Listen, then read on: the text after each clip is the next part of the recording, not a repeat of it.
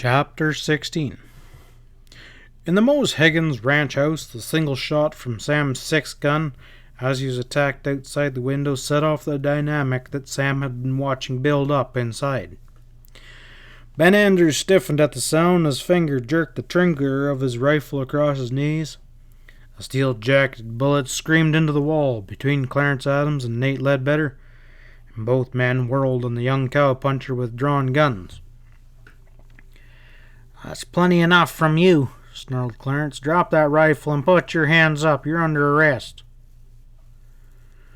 "What was that shot outside the window?" Helen demanded. "Someone has sneaked up while we were quarreling inside." "Get hold of the Andrews rifle," Adams ordered Nate curtly. "This, I reckon's a showdown." Ben Andrews leapt to his feet angrily. "You can't pin any of this on me. I ain't done anything to be arrested for. You're throwing lead at a deputy sheriff or something," Clarence retorted.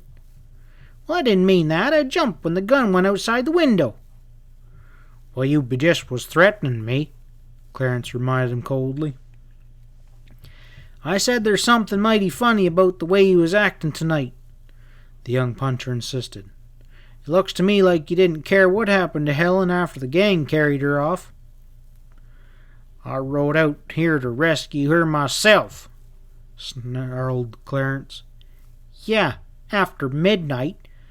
What are you doing all the time in between?" "Nate Ledbetter's been telling you what's happened in town. 2 more of the Lacy gang came in and—" "Oh, hush up!" Helen wailed. "All this argument isn't going to prove anything. You're all acting mighty funny about that shot outside. Don't any of you care who's out there and what's happening?" Clarence shrugged his shoulder. "Well, I imagine it's Ned Leroy. He rode out here with Nate and stayed outside to see that the gang didn't slip up on us." There was loud pounding on the front door as he spoke, and he nodded to Nate and said, "Open it up and see if it's Ned." It was young Ned Leroy, looking frightened but triumphant as he dragged Sam inside. "I saw this feller snooping round outside," he panicked. "I crept on him and was just about to sock him a good one when he heard me and triggered his gun."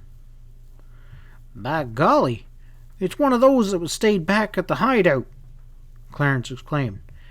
"The little dark one that was in Santa Lacy tonight with the big one-eyed feller. How'd he get here so quick?" "He likely trailed you up through that cut in the canyon wall you told us about, which is a place I aim to do some hunting on pretty soon, Ned Leroy and I. Now listen, we got to get some things sorted out straight," Clarence Adams insisted. "I'm arresting Ben Andrews here for shooting at me and suspicions on being with the Lacy gang." "How can you say a thing like that about Ben?" Helen confronted the deputy with flashing eyes. "He helped me get away from Lonesome Creek." "That's why I suspect him," Clarence told her sourly. "Because he did help you get away. That trail down through the rock was a secret known only to the Lacy gang. Wouldn't surprise me if they used it in their getaway that time years ago when they robbed Wells and Fargo. I don't reckon anyone knew about it at all these years except them, but Ben showed it to you when you and him needed to get out of that trap." "How did you know about it?" Ben put in angrily. "That's the way you got here, too." Clarence hesitated only a fraction of a minute, then explained glibly. "Well, I followed your tracks. I knew you'd gotten out somehow and had ridden down the canyon. No, Ben, looks like you're elected as a gang member. Question is, do we shoot you here now, or do we waste time giving you a trial?"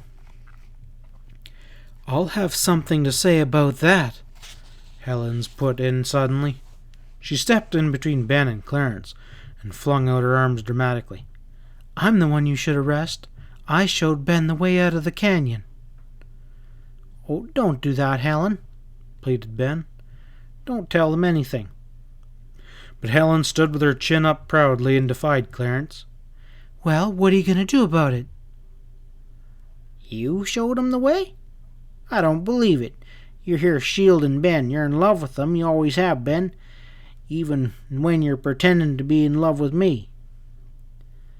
All right, Helen said slowly.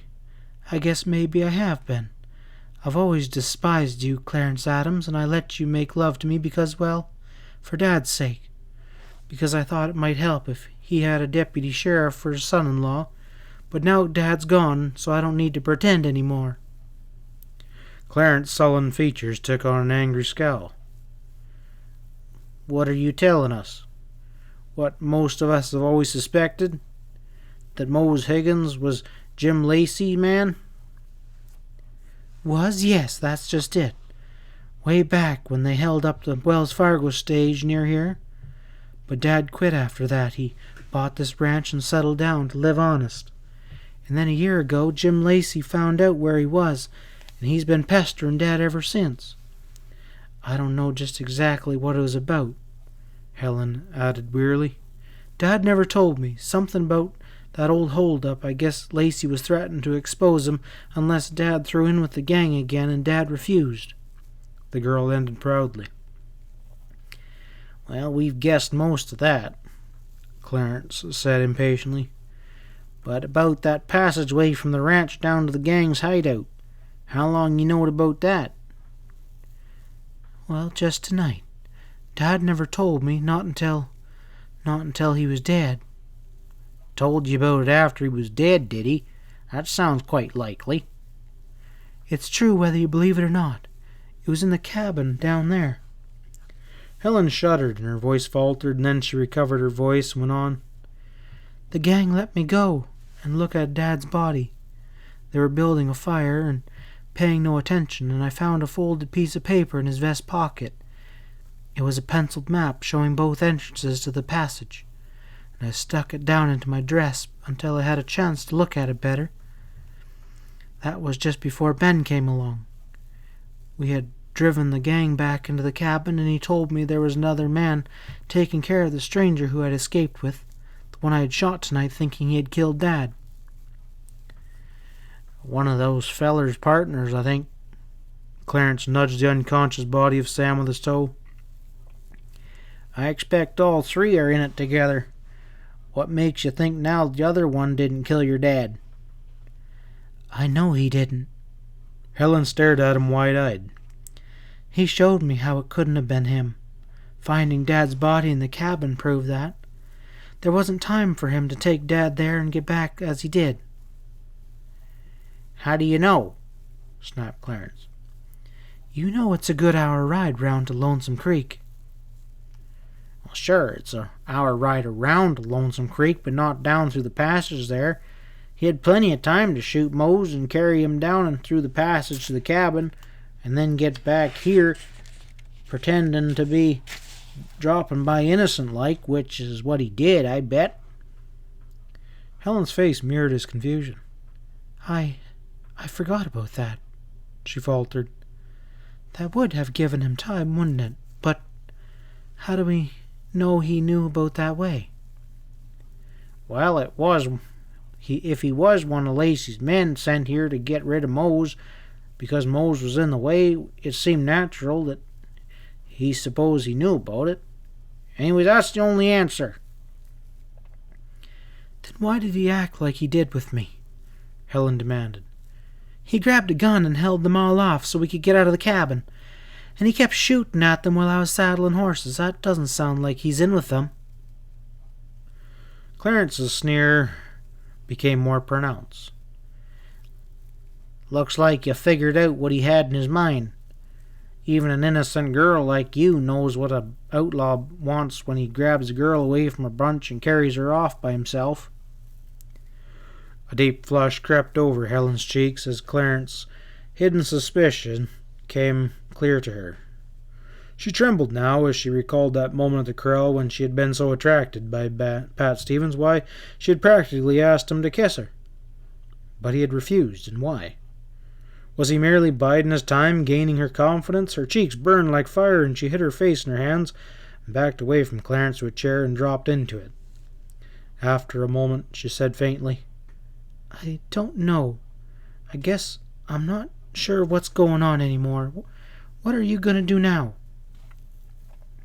Well, we ought to find a way back and clean out those fellers of the cabin right away, muttered Clarence. One of them might even be Jim Lacy for all we know. What do you think about it, Nate? He looked inquiringly at the tall, cadaverous gambler. Nate Ledbetter shook his head. You're the law, he muttered in a sarcastic growl. I'm not studying about mixing it up with Lacy's gang. Not me, nor Leroy neither. Clarence hesitated and studied the tall gambler intently. Well, if I deputize you, you'll have to give me a hand. Ledbetter threw back his head and laughed raptly. Don't be trying to fool stuff like that. There was implication of a quiet warning behind his words that caused Clarence to shift his eyes uneasily. Well, then I guess I'll have to go back and try it myself. Will you and Ned stay here and keep watch over Helen? Ledbetter laughed as though vastly amused. He glanced at Ned Leroy. Hear that? Will we stay here, says he, while he goes back there exploring through the passage? It kind of seems like a trick, Ned stated sourly. I'm not going to let him do it. Not after all the trouble and risk I've taken. You bet we won't. Ledbetter shut him up curtly. He turned to address Clarence. We'll just ride down there with you as far as the other end, just to see you get started right, and after you ride out the other end, well, don't be getting any fool ideas and coming back too quick. Ned may have a little something to do. Clarence Adams started an angry protest. He cut it off short with a glance at Helen and Ben. He muttered, No use arguing about things here. Let's get started. He led the way out the door into the morning daylight. Nate and Ned followed him silently. When the door shut behind the trio, Ben Andrews turned awkwardly to Helen. There was an odd look on his young sunburnt features, and he asked, Did you mean? Helen got to her feet and avoided his eyes, her face slowly going crimson. Do I have to draw you a map? She asked faintly. Ben took a step forward, and Helen swayed to meet him, and they were locked in each other's arms. Neither of them said anything for a long time, and then Helen drew back from him, and some of the starry radiance departed from her eyes when she saw Sam's body laying on the floor, where it had been carelessly dropped by Ned Leroy. A little cry of fear and puzzlement escaped her lips. We haven't even seen how badly he's hurt, Ben. She drew away and dropped to her knees beside Sam, gently feeling for the large lump on the back of his head. Sam groaned and jerked his head aside to avoid her fingers. Why not just leave him lay there? Ben demanded.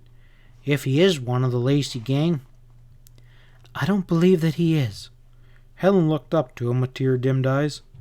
I can't believe it. If he's a friend of the tall man's, then I know he must be good. The one who shot your dad? Ben asked hoarsely. A queer look of remembering softened Helen's taut features, and she whispered, He didn't shoot Dad, Ben. I know he didn't. Well, how do you know? Like Clarence said, he could have carried him down to the cabin. Helen said, Clarence. So the word sounded like an oath. I don't believe anything he says. I think Ben, I swear I think Clarence is mixed up with the gang himself. Ben stared at her stupidly. But he's a deputy sheriff. What difference does that make? Helen's eyes were sparkling again. I believe they're all in somehow. Clarence and Nate and Ned. We've got to get this man to town, Ben, and tell the sheriff. Mr. Petrillo will know what to do. Ben said, All right, honey, if that's what you want. He knelt beside the girl, and his arm went around her shoulders tenderly and naturally. Do you reckon he's hurt bad? I don't know, just this knock on the head. Helen touched the swelling again, and Sam groaned and rolled his head over. He cocked one eye open, and when he saw Helen's face, he muttered. Who hit me? He said. And where's Pat? He's conscious, Helen cried, rising swiftly. Help him out to his horse, Ben. We're riding to Santa Alicia in a hurry. But minutes were wasted after helping the groggy man from Powder Valley to his feet and out the door, only to discover that Sam had come afoot, and it would be necessary to saddle another horse for him. And so it was that the sun was poking its red rim over the horizon when the three finally left the ranch behind them and headed for Santa Alicia, just about the same time that Pat Stevens and Ezra were riding into the noose-baited trap in the same town. End of chapter 16.